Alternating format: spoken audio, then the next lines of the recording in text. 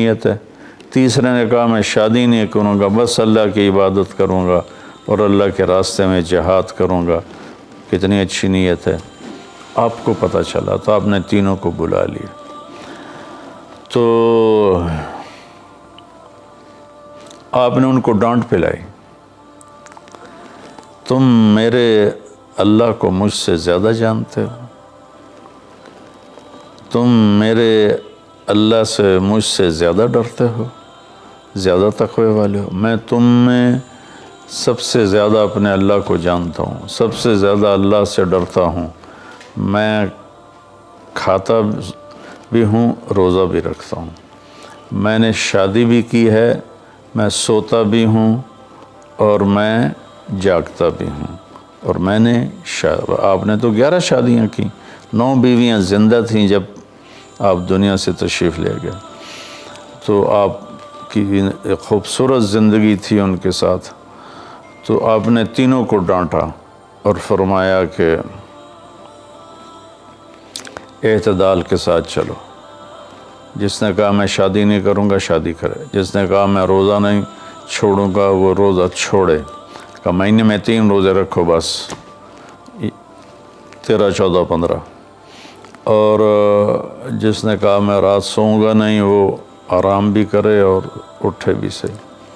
تو یہ زندگی اعتدال والی اللہ کو تو دین میں انتہا پسندی اچھی نہیں لگتی، اور اللہ نے اس کو رد فرمایا۔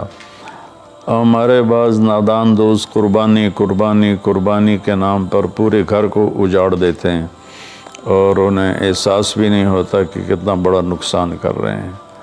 سب سے بڑا تقاضا اسلامی تاریخ میں جنگ بدر کا ہے، اس سے بڑا تقاضا قیامت تک نہیں آئے گا، کہ جن کے بارے میں اللہ کے نبی کی وہ گواہی ہے جو قیامت تک کسی کے لیے نہیں، ان تہلک هذه العصابۃ فلن تعبد، میرے رب اگر آپ نے اس جماعت کو ہلاک کر دیا تو پھر آپ کا نام لینے والا کوئی نہیں بچے گا۔ اتنی بڑی گواہی 313 کی، اور یہ اتنا بڑا تقاضا تھا اور اتنا بڑا یہ اس وقت اہم اور ضروری کام تھا۔ آپ نکلے اور ذوالحلیفہ 7 میل دور ہے، جب وہاں پہنچے تو حضرت عثمان اور اسامہ رضی اللہ عنہما کو آپ نے واپس بھیج دیا کہ آپ کی بیگم حضرت رقیہ رضی اللہ تعالی عنہ وہ حضور صلی اللہ تعالی علیہ وسلم کی دوسرے نمبر کی بیٹی تھیں۔ حضرت زینب پہلے نمبر پر، حضرت رقیہ دوسرے نمبر پر، ام کلثوم تیسرے نمبر پر، حضرت فاطمہ چوتھے نمبر پر۔ تو بیمار ان کو چیچک نکل آیا تھا، تو ان کو وہاں سے واپس بھیجا کہ جاؤ تم رقیہ کی تیمارداری کرو۔ وہ جنگ بدر میں شریک نہیں ہوئے، میرے نبی نے واپس کیا، لیکن جنگ بدر کے شریک صحابہ میں ان کا نام لکھوایا، دونوں کا۔ جب ہم بدری صحابہ کی فہرست کھولتے ہیں تو اس میں اسامہ اور عثمان رضی اللہ عنہما دونوں کا نام ذکر ہے، اور مال غنیمت میں ان کا حصہ بھی رکھا آپ نے۔ اتنے بڑے تقاضے کو آپ نے بیوی کی بیماری کی وجہ سے پیچھے کر دیا اور ان دونوں کو واپس بھیجا، اور رقیہ رضی اللہ عنہ کا انتقال ہو گیا۔ جب آپ واپس تشریف لائے تو وہ دفن ہو چکی تھی، تو آپ نے ان کی قبر پہ جا کر دعا فرمائی۔ تو میرے بھائیو، دین میں بھی اعتدال ہو، دنیا میں بھی اعتدال ہو۔ یہ رہبانیت تو نصارہ عیسائیوں میں تھی کہ شادی نہیں کرنی، نہانا نہیں، بال نہیں کٹوانے، ناخن نہیں صاف کرنے، پہلے، اب نہیں، پہلے جو قدیم عیسائی مذہب تھا۔ تو طبیعت میں اتنی شدت، غیر فطری زندگی، پھر وہ دوسرے طریقے سے اپنی خواہشات کو پورا کرتے تھے، تو اس سے میرے نبی نے روکا۔ بعد میں ایک ٹرینڈ چل گیا کثرت عبادت کا، لیکن وہ کوئی معیار نہیں ہے کہ فلاں بزرگ تھے انہوں نے 40 سال عشاء کے وضو سے فجر کی نماز پڑھی، اور فلاں بزرگ تھے انہوں نے 30 سال عشاء کے وضو سے فجر کی نماز پڑھی، اور فلاں بزرگ تھے وہ 25 سال جنگل میں پھرتے رہے۔ بھلا یہ بھی کوئی دین ہے جو پیش کیا جائے؟ ہمارا دین تو پوری دنیا کو پیش کرنے کے لیے ہے، ان الدین عند اللہ الاسلام۔ اب اسلام ہی ایک مذہب ہے جو باقی ہے اپنے صحیح معنی میں، تو ہمیں پیش کرنا ہے لوگوں کو، یہ تو ہم اپنوں کو پیش نہیں کر سکتے کہ 25 سال جنگلوں کی خاک چھانتے رہے۔ یہ تو ربانیت سے بھی کوئی آگے کی چیز ہے، لیکن یہ ان کی بزرگی کے طور پہ بیان کیا جاتا ہے۔ ایک بزرگ تھے، اپنے بالوں کو رسے سے باندھ لیتے تھے، رسہ اوپر چھت میں لٹکا ہوتا تھا، تو جب نماز پڑھتے پڑھتے ان کو نیند کا جھٹکا آتا تو وہ ایسے ہوتے تو وہ بالوں کو زبردستی جھٹکا پڑتا، جس سے وہ ان کی آنکھ کھل جاتی اور پھر نفلوں میں شروع ہو جاتے۔ یہ تو میرے نبی کے حکم کے خلاف ہے۔ آپ نے فرمایا تم میں کوئی عبادت میں لگے جب تک وہ بشاشت ہے اور اس کو نیند نہیں، جب نیند کا سمجھے غلبہ ہو رہا ہے نفل چھوڑ کے جا کے سو جائے۔ تو بعد میں یہ ایسی چیزیں پیدا ہوئیں کہ سارا سال روزے رکھنا، اور کبھی ایسا کہ ساری رات جاگنا، یہ کوئی دین نہیں ہے، یہ وہ دین نہیں ہے جسے ہم پیش کر سکیں۔